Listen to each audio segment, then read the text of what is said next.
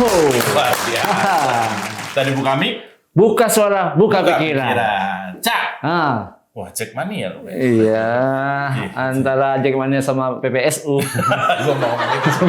Tapi udah gue halusin. Ya udah nggak apa-apa, gue yang ngasarin.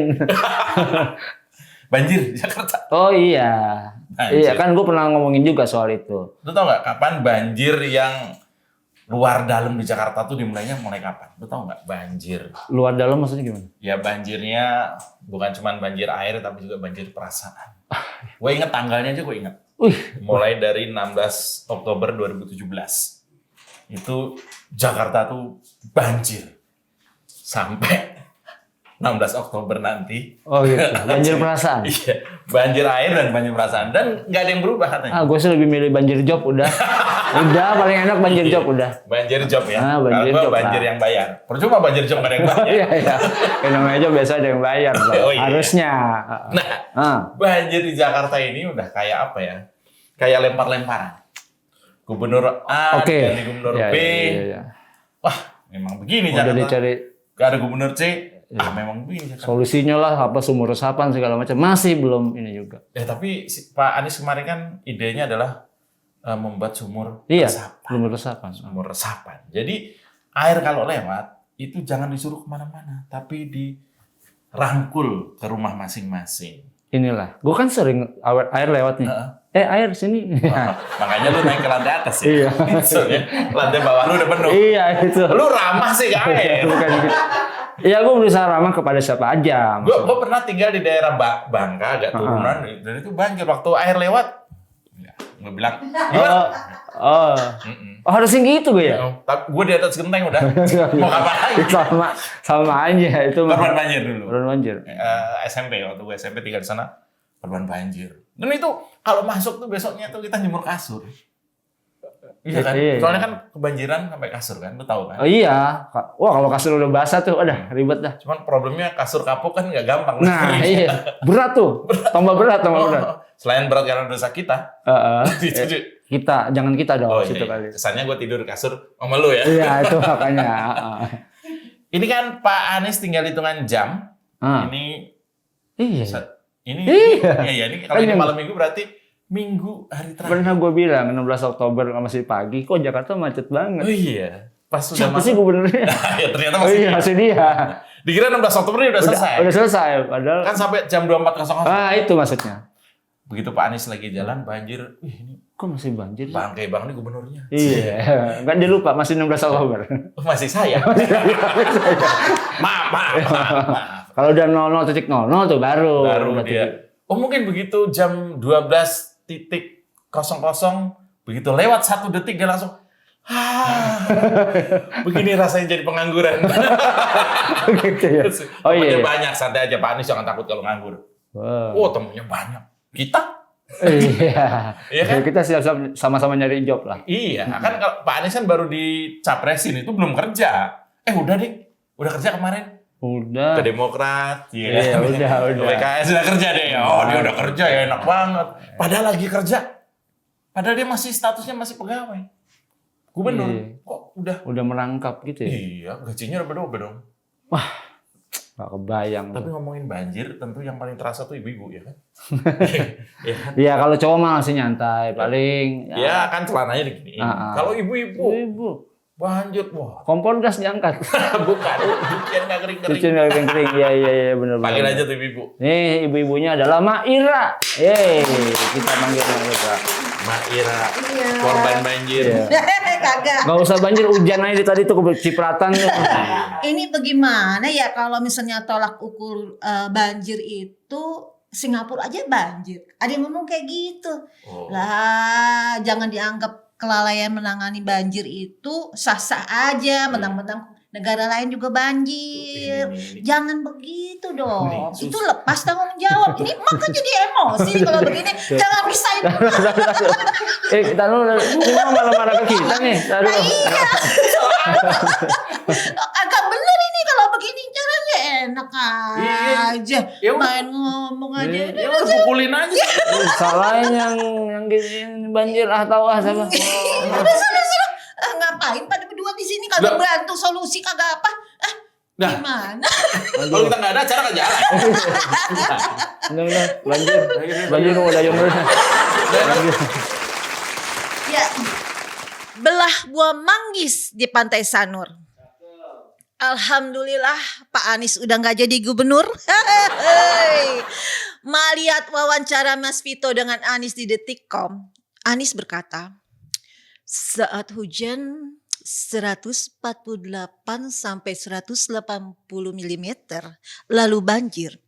Ya, itu wajar karena di luar kapasitas. Kan Pak Anies kalau ngomong gitu ya sambil jilat-jilat bibirnya karena sering ngomong janji manis.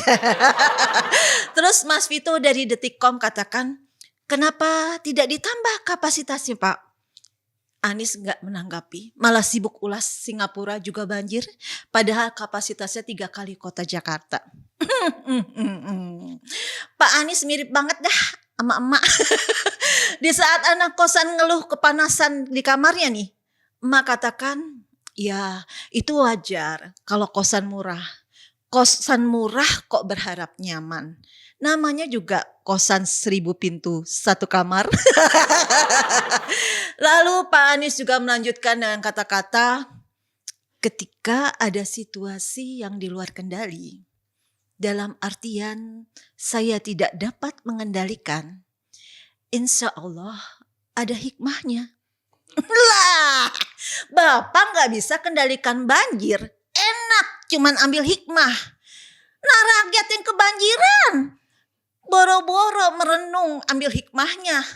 Yang ada malah ambil kain pel, bersih-bersih anggaran. Bersih anggaran, bersihin ubin, rumahnya becek.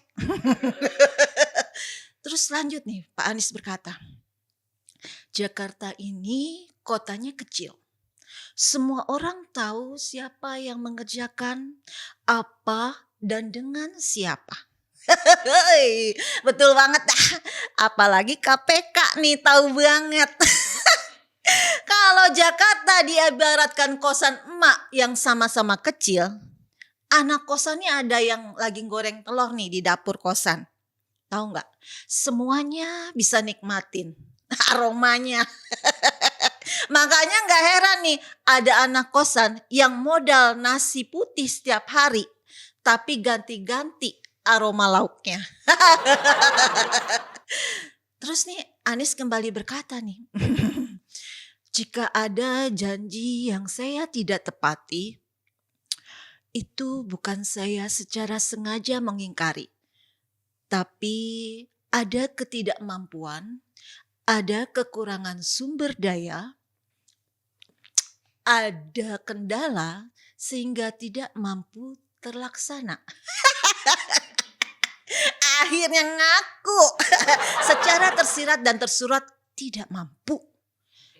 Kenapa ngomongnya pas udah mau berakhir masa jabatan? Pada kesempatan tersebut kembali Anies berkata, Anies berkata melulu nih, fokuslah pada faktor program dan rekam jejak. Perhatikan rekam jejak, perhatikan karyanya apa. Wow, asik ya. Yuk kita sama-sama sedikit bernostalgia. Soalnya nih di dunia perkosa nih rekam jejak juga penting. Apalagi kalau musim hujan harus buru-buru dipel. Bukan tuh. Maksud emak rekam jejak anak kosan yang sering pergi tinggalkan tunggakan bayar. Tentu juga di blacklist tuh namanya sama FPI. Federasi Perkosan Ibu Kota. Kasus penyimpangan, kita flashback dulu nih ya, rekam jejak nih ya. Ada nih kasus penyimpangan penggunaan dana Frankfurt Book Fair pada saat Anies jadi Menteri Pendidikan dan Kebudayaan masa pemerintahan Jokowi. Itu juga pernah dilaporin sama Andar Situmorang ke KPK. Terus rekam jejak berikutnya April 2017 nih, Forum Masyarakat Peduli Pendidikan FMPP dan Tim Advokasi Jakarta Bersih itu juga melaporkan Anies dengan tuduhan korupsi pada masa jabatan sebagai Menteri Pendidikan, di mana kelebihan anggaran APBN Perubahan 2016 dengan total dana untuk tunjangan profesi guru sebesar 69,7 triliun. Setelah ditelusuri ini oleh Menteri Keuangan, ada dana berlebih atau over budgeting 23,3 triliun. Wow. FMPP menilai anggaran lebih berpotensi nih memicu terjadinya korupsi karena dana tunjangan guru yang bersertifikat tidak sesuai dengan jumlah guru yang telah memiliki sertifikat. Wah, dan ini yang terakhir nih yang belum lama nih dipanggil lagi sama KPK karena kasus Formula E. Kita tunggu aja dah. Apa cuma sampai di E, nggak lanjut ke F, G, H, I, J? Tentu aja sih, mah cuman cerita rekam jejak. Kalau masalah make rompi orange mah kita tunggu aja dah. Anies tidak mau buru-buru saat diusulkan duet bareng AHY di Pilpres 2024. Bener Pak, jangan buru-buru. Ibarat emak nih ya, kalau goreng singkong pengen buru-buru mateng, api digedein. Yang ada luar mateng, dalam masih mentah. Ntar kalau AHY masih mentah bagaimana? Mentah dalam pemahaman tentang bidang pemerintahan. Anies anggap nih teriakan, kan Kak Anies nih kalau berkunjung kemana-mana banyak yang teriakin ya, presiden, presiden. Kata Anies, itu mah biasa saja. Lah iya Pak, biasa aja. Yang panik mah kalau diteriakin maling. Maling, maling. Nah ini ada juga nih 3 kriteria cawapres versi Anies. 1 nih pasangan yang bisa membantu pemenangan. 2 memiliki kontribusi jaga stabilitas politik. Dan 3 membantu menjalankan pemerintahan yang efektif. Nggak ditambahin lagi poin keempat Pak, yang bisa menghapus rekam jejak. Anies kembali berkata nih, the best of predictor. Betul nggak ya prediktor? Your future is your past predictor. Prediktor terbaik ada di masa depan adalah yang sudah dikerjakan masa lalu. Nah ini PR kita bersama nih untuk cerdas memilih. Masa sih kita milih yang pernah menang karena politik identitas?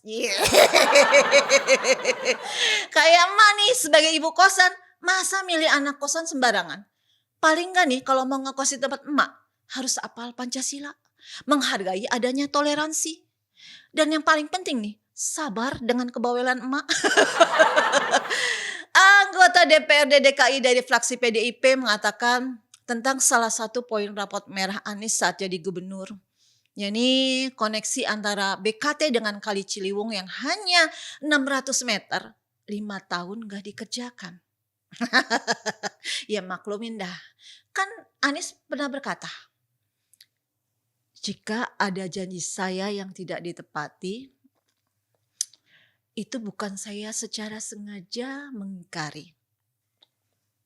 Tapi ada ketidakmampuan, ada kekurangan sumber daya, ada kendala sehingga tidak mampu terlaksana.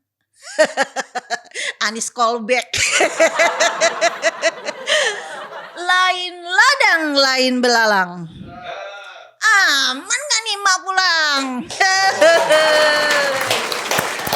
Cak, gue baru tahu ternyata untuk kos di tempatnya Mak Ira ini ada kriterianya ya. Oh tadi kriterianya? Itu pasti harus. Harus? Hafal Pancasila. Oh hafal Pancasila itu ya. bagus lah. Yang kedua tadi itu tuh harus pluralisme. Iya dong. Ini kayak cari RT ya. Lu kebayang kita udah buru-buru nih nenteng-nenteng tas mau kos bentar. Apa lu mau Pancasila? Waduh. Panik. Berarti anak-anak SD bisa dong kos di tempat emak? Ya nggak bisa. Rata-rata di bawah umur. hafal Pancasila? Ya, Oh, tapi oh masih. iya. Oh iya Di betul. bawah umur. Nah nggak ini boleh. seorang ibu kos yang pluralis tuh seperti ini. Tapi 2 itu bisa dikalahkan. Kalau nggak bisa bayar kos tetap aja diusir. Itu mah paling penting Paling kayaknya. penting. Iya. Oke, itu tadi. Oke, Pak thank you, Ira. Mak. Thank Semoga you. aman pulang.